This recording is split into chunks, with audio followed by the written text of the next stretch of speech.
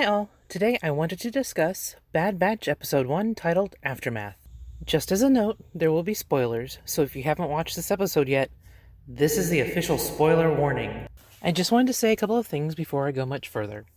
First, okay, maybe it's just me, but seeing Order 66 happen yet again is just heart-wrenching, especially hearing the screams while Master Balaba is being shot. I know that's where the story needed to start, but just going through that painful order yet again. Secondly, can we just pause really quick to appreciate the voice talent of D. Bradley Baker? I am in awe of his ability to make each clone sound absolutely different. He is a gifted voice actor. His abilities are most impressive. Okay, now on to the actual episode. Overall, I thought it was a good start for the series. It had a good story, and seemed to set up the series pretty well. I also love seeing the Clone Wars logo changing into the Bad Batch logo at the very beginning, and starting off with the Clone Wars style newsreel intro. I was a little jarred by the beginning, though, as I was under the impression that Order 66 went down differently from Master Balaba and Padawan Caleb from reading the Kanan comics. I'm sure there was a reason for doing it over this way, perhaps this is even how it went down from a certain point of view, but it was still jarring since I know that events unfolded another way in a source that I understood, maybe mistakenly, to be canon. I did like Hunter having compassion and trying to help Padawan Caleb. It was very endearing, and gave some additional depth that I don't think we were able to explore when the Bad Batch were in the Ark in the final season of the Clone Wars. It also showcased very well the origin of Caleb's mistrust of clones that we see play out in Rebels. We also got a little time with Saw and what appears to be the beginnings of the rebellion.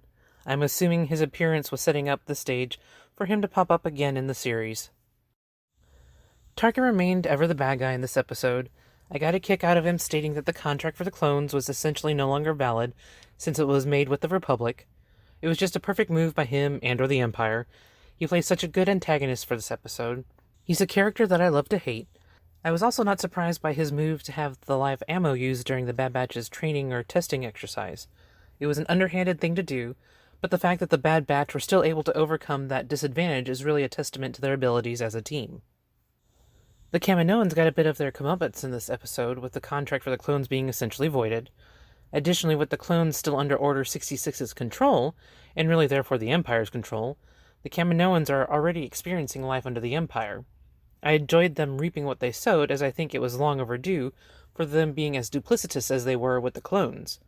They redeemed themselves only very slightly by helping the Bad Batch escape, but there is a lot they still need to make up for in terms of their role in everything. This episode gave us a glimpse into more of the aftermath of Order 66, hence the title, and the aftermath for the clones. Honestly, the clones came off as a bunch of jerks. I am sure it was done purposefully to illustrate how they were used to change from the Republic to the Empire, also to illustrate the complete control the Chips had over them, but it was still rough seeing them be jerks even to their own brothers in the Bad Batch. The contrast between the Bad Batch and the Regs after Order 66 was excellent. The Bad Batch were more how the audience knows the clones to be, with compassion and individuality. The Regs are now essentially a mindless army, much like the droid army they were trying to defeat. The food fight scene was amusing. Wrecker reminds me a lot of Grog from Critical Role. Yes, I know they're basically both brawlers, but I just get a kick out of both characters and the antics that they cause or get involved in as a result of their brawling personality. So, Crosshair is able to be influenced, at least to an extent, by the inhibitor chip. This choice for his character breaks up the team, interferes with their dynamics so that they will have to learn how to function without him as part of the team, at least for now. However, who better to have as the big bad guy than one of your own? He knows you really well, and you used to know him well, which makes the whole situation even trickier. I am sure ultimately the team will be able to help him and get the chip removed or at the very least deactivated. However, to me at least, it isn't clear if this will be over the course of this full season or just an arc for the season. I don't think I have heard anything yet about a second season, so there's always the possibility that if another season happens, Crosshair being a bad guy could be extended, although from a storytelling perspective that might get monotonous, and they would have to be very careful with that to make sure it was well done. Alright, so let's talk about Omega. The moment I realized she was female, my instant gut reaction was, oh no, they've gotten their claws into Clone Wars. What I mean by that is, being a female fan, it irritates me to no end when I am told I should like a character strictly because they are female. This is especially true after all of the pushback on how people not liking the sequel trilogy means that they hate strong female leads. That is not the case. I like a lead if they are a strong character. If they are a female, great. If they are a male, great. If they are neither, that is great too. I like a well-written, fleshed-out character. That is what is important to me as a consumer of content, regardless of my gender. All of that being said, I had a moment of panic where I thought Omega was there just to push an agenda. I hope that is not what is happening, and I tried to reassure myself with the fact that Dave Filoni is involved on the project, so hopefully he is keeping things on an even keel. I do sincerely hope they take the time to develop her and give her a chance to grow. If they do this, then she will be an interesting character. I hope the storytelling over the season covers why and how a female clone came to be. Also, I feel like she's going to be, at the minimum, a Force sensitive. I think they have laid the groundwork for that by having her make that very accurate shot, though she has never fired a weapon. If that is the case, it is a little predictable, but if she is handled correctly through storytelling, it could be really neat to have a Force-sensitive clone. I have seen a lot of speculation already regarding who the Bad Batch are going to be meeting at J19. I have seen theories ranging from Rex to Cut to Fennec Shand. I feel like Rex is not necessarily a good guess.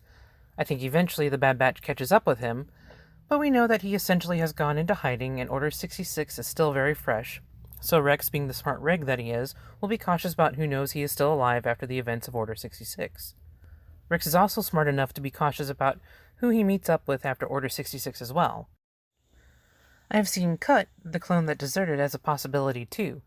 That one seems like it could happen, but he didn't want to be involved in the war in the first place, so I can't imagine he wants to be involved with the still unfolding events after the war is quote-unquote over. We also don't know of a connection between Cut and the Bad Batch, since Cut was in hiding, especially since he is a deserter, and having people know of the existence of a deserter will be detrimental for him in the event that the wrong person found out about him. Fennec Shand could be a good guess, and I'm sure there could be some connection since the Bad Batch are an elite force, and Fennec seems to have elite abilities too. There are a few other clones out there that have had their chips removed, like Wolf or Gregor, which could be possibilities, but again, how would the Bad Batch know they could trust them?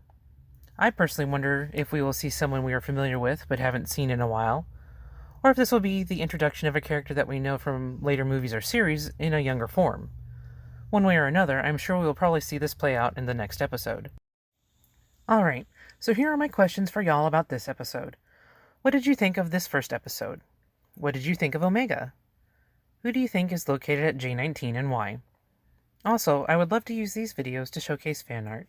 If you have any you would like for me to include in the videos, please send it over and I will do my best to include it. Well, I think that is it for this entry, so I just wanted to say that I hope you have a great day and may the Force be with you.